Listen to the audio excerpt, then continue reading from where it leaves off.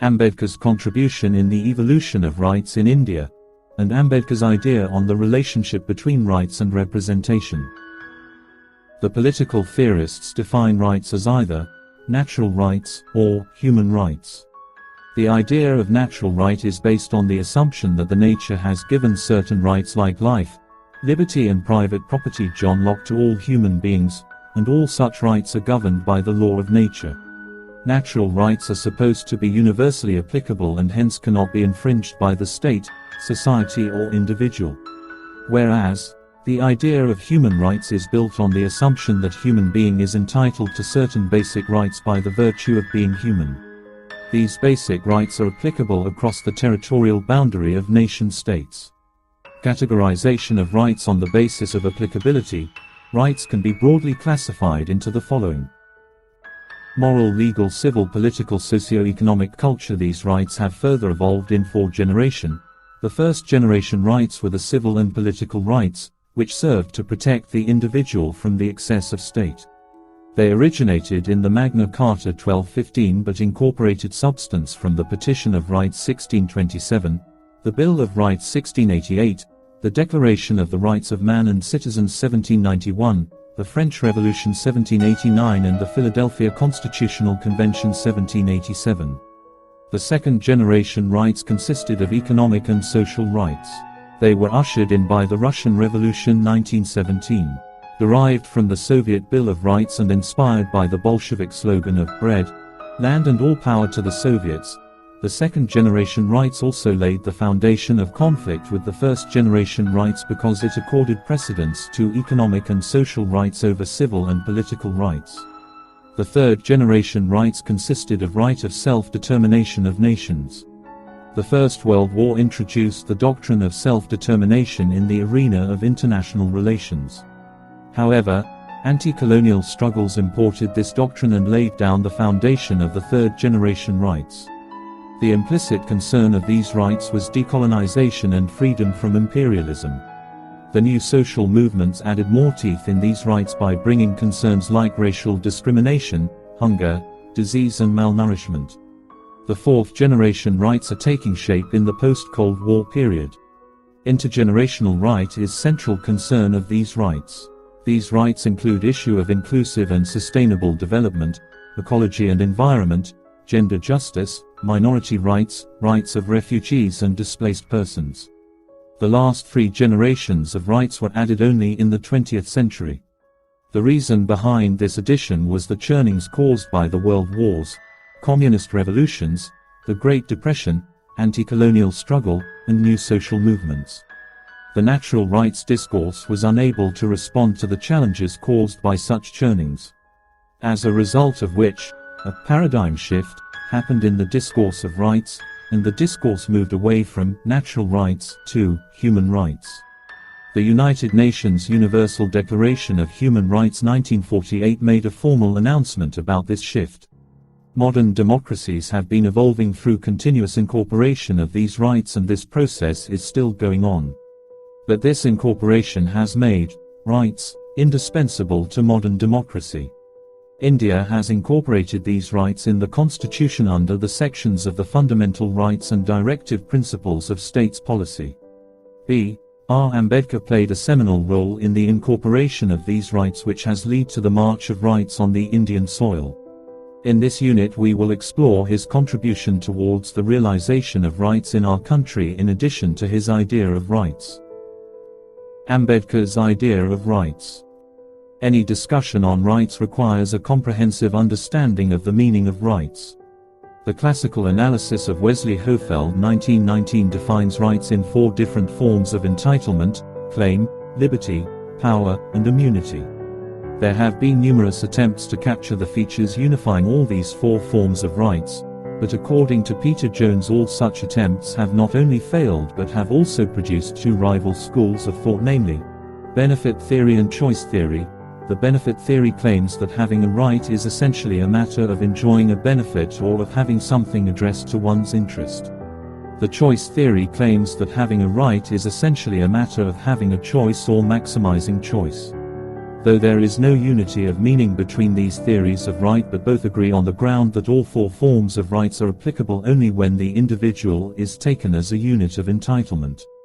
The strong relation of rights with individual opens up vistas of criticizing rights for promoting individualism and atomism, which destroy community values goods. In recent decades, communitarian school has accelerated such criticism and argued for replacing rights with goods. To rescue rights from these critiques, a section of communitarian liberals have added the conception of community rights that has ushered us into an era of group rights. But this addition has further infused tension between individual and community group rights, instead of solving the previous one. Throughout his life, Ambedkar demanded group rights through the modes of communal representation, but in reality he was a great champion of individual rights. His demand for recognition of communities through communal representation was distinct from the communitarians because he envisaged elimination of social conflicts as the main objective of communal representation. This is contrary to communitarians who demand group rights for protecting intrinsic values embedded in the community society. Ambedkar did not see any intrinsic value in the social and communal divisions of Indian society that needs to be preserved. Instead, he saw social and communal divisions based on race, religion, caste, ethnicity and nationalities, promoting different codes and conducts for governing life of individuals, leading to social conflicts, and resulting in the violation of individual rights. The conventional wisdom was that either individual or state violates individual rights through an undue intervention, but Ambedkar argued that social groups also violate individual rights in two ways. Members of one group perpetrate violence against members of another group, which is a violation of individual rights of the members of the latter group. Members of one group perpetrate violence against the fellow members of their own group when the latter refuses to comply with the codes and conducts prescribed for them. This is also a violation of individual rights. Social groups sustain on the belief of possessing certain sacred value. To preserve that sacredness, every group prescribes codes and conducts for its members and the members of other groups, the violation of which implies destroying the very idea of sacredness. Social groups resist preserving the idea of sacredness, which results in creating social conflicts. Ambedkar sees such social conflicts as the prime reason behind the violation of individual rights. The incubation of this idea can be traced back to his evidence before the Southborough Committee, in which he argues, men live in a community by virtue of the things they have in common. What they must have in common in order to form a community are aims, beliefs, aspirations, knowledge, a common understanding, or to use the language of the sociologists, they must be like-minded. But, how do they become like-minded? Certainly, not by sharing with another as one would do in the case of a piece of cake. To be like-minded with others is to be in communication with them or to participate in their activity. Persons do not become like-minded by merely living in physical proximity, any more than they cease to be like-minded by being distant from each other. Participation in a group is the only way of being like-minded with the group. Each group tends to create its own distinctive type of like-mindedness, but where there are more groups than one to be brought into political union, there would be conflict among the differently like-minded. And so long as the groups remain isolated, the conflict is bound to continue and prevent the harmony of action.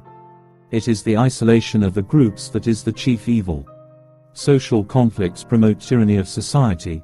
Therefore, buying argument from Edmund Burke, Ambedkar adds society as the third enemy of rights, in addition to the state and the individual. He argues that rights must be in conformity with the society, since society is the real custodian of rights instead of political institutions. To cite him again, rights are protected not by law but by the social and moral conscience of society. If social conscience is such that it is prepared to recognize the rights which law chooses to enact, rights will be safe and secure. But if the fundamental rights are opposed by the community, no law, no parliament, no judiciary can guarantee them in the real sense of the word. Law can punish a single solitary recalcitrant criminal. It can never operate against a whole body of people who are determined to defy it. A democratic form of government presupposes a democratic form of society. The formal framework of democracy is of no value and would indeed be a misfit if there was no social democracy. The political never realized that democracy was not a form of government, it was essentially a form of society. It may not be necessary for a democratic society to be marked by unity, by community of purpose, by loyalty to public ends and by mutuality of sympathy. But it does unmistakably involve two things. The first is an attitude of mind, an attitude of respect and equality towards their fellows. The second is a social organization free from rigid social barriers. Nowadays, we are aware that rights are indispensable to modern democracy. But what does modern democracy really connote? Is it merely political, social or economic as well?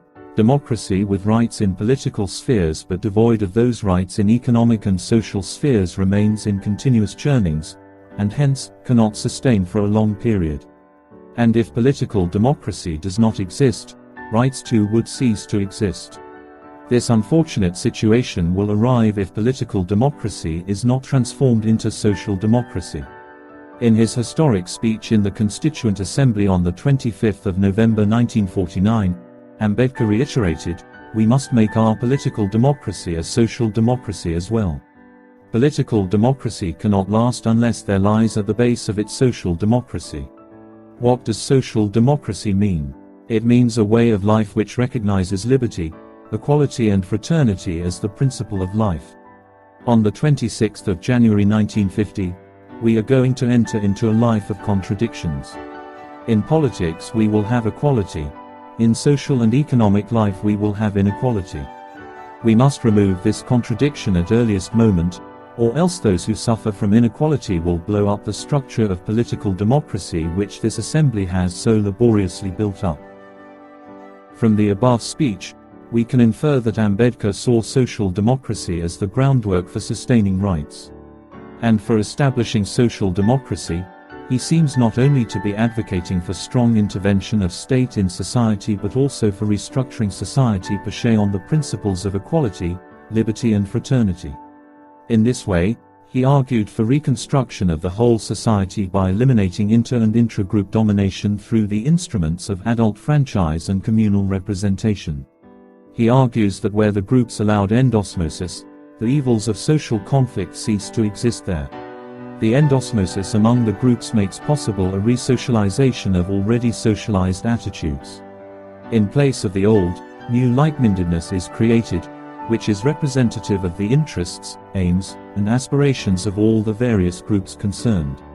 Like-mindedness is essential for a harmonious life, social or political, and, as has just been shown, it depends upon the extent of communication, participation or endosmosis, the resonance of restricting Indian society, so that violation of individual rights could be arrested, can be seen in all his manuscripts including the seminal one, Annihilation of Caste. In this way, the creation of democracy political, social and economic, for sustaining rights, was the future project for Ambedkar. Ambedkar's contribution to the March of Rights on the Indian soil. In the March of Rights on the Indian soil, Ambedkar's contribution can be seen in three distinct phases of his life: social reformer, statesman and religious renouncer. Social reformer. Though there is heavy overlap between these three phases, his role as a social reformer can be traced from the point when he was not a direct part of state institutions. This phase begins with his engagement with the Southborough Committee when he asked for equality of opportunity for the ex-untouchables in power sharing. As power is a form of rights, Ambedkar demanded for power sharing through communal representation and variation in criterion for franchise. While asking for power sharing rights, he argued for applying the self-determination doctrine at the societal level. Self-determination, Ambedkar says, a principle which enunciates the rule that every people must be free to determine the conditions under which it is to live. It would be a sign of imperfect realization of the significance of this principle if its application were restricted to international relations, because discord does not exist between nations alone, but there is also discord between classes from within a nation. Ambedkar 2005. Ambedkar started Mahad Satyagraha 1927 and Kalaram Temple Entry Movement 1930 for civil and political rights of the ex-untouchables, which are classified as claim rights. He struggled for adult franchise for both men and women along with communal representation before the Simon Commission and at the Round Table conferences, which shows his commitment for right to moral equality as adult franchise, which implies one person, one vote and one value, is one instrument in modern democracy to affirm the right to moral equality. Statesman. As a statesman, the contributions of Ambedkar began with his appointment at various constitutional positions.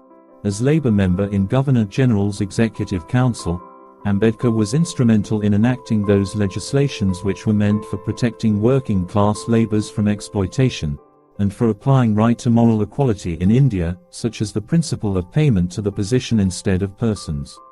The principle of payment to the position instead of person has been incorporated in the Indian Constitution with the name of equal pay for equal work.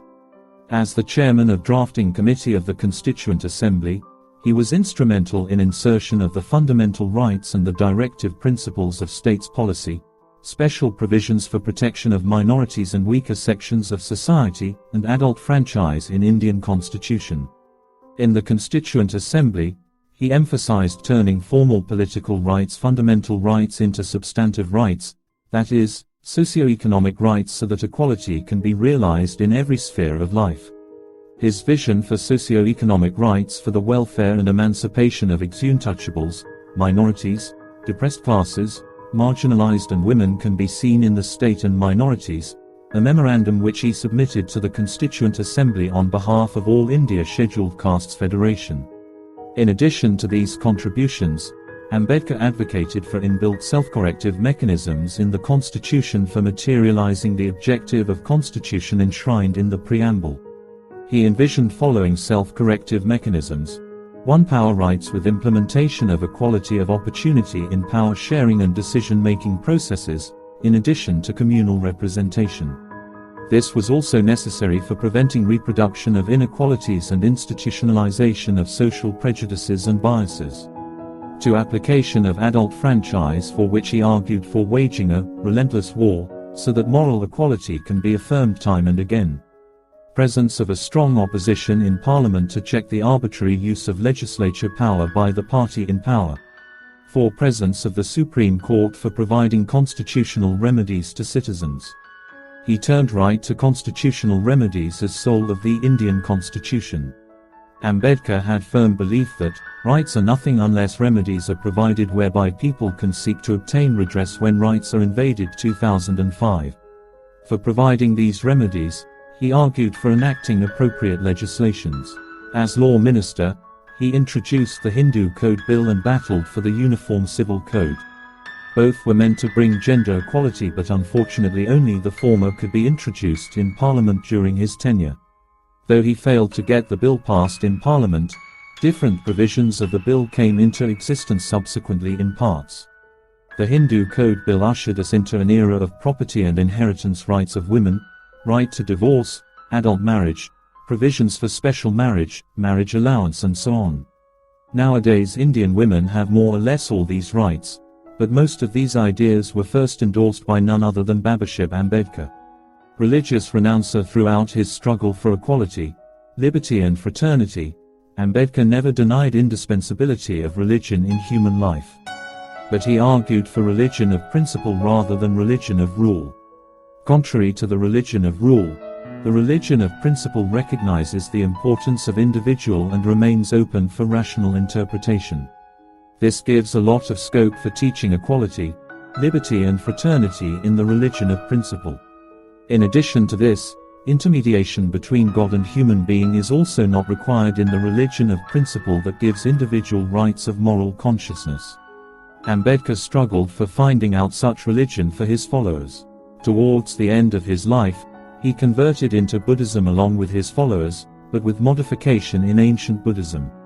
Let us sum up: Ambedkar envisioned community group rights leading to individual rights. He saw communal representation as an instrument in realization of the individual rights. He advocated for equality of opportunity in power sharing power rights so that reproduction of inequalities and institutionalization of prejudices could be prevented.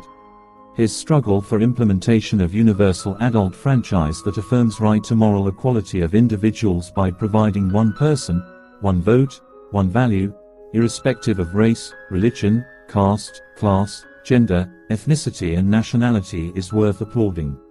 The right to moral equality in political sphere, also referred as formal rights, often creates churning in society if inequality remains alive in social and economic spheres of human life.